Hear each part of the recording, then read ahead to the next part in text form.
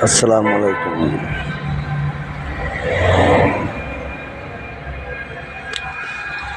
বাংলাদেশের পুলিশ তো চায় সমাজে অন্যায় অবিচার এগুলি জিয়ে থাকুক নাকি, তাই না ভাই?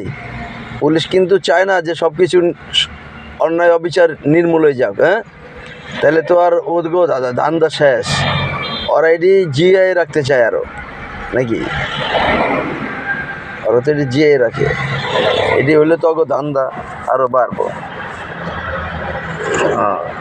চুরি মুড়ি যত বেশি হইব ততই অগো ভালো। আর তো ধরলে ধরতে পারে, কিন্তু আসল চোরটারে না ধরিয়া ডাইনেতে ধরে একটা, বামেতে ধরে একটা, ধরিয়া এরকমের ধান্দা করতে থাকে, আর আসল চোর ধরে না। এরকমের পুলিশের থিওরি হলো এইটা, যে অন্যায় পুষ্কুনিতে যেমন মাছ পালে না, এরকমের অন্যায় সমাজে পালতে থাকে, অনিয়ম পালতে থাকে। এটা তো পুলিশের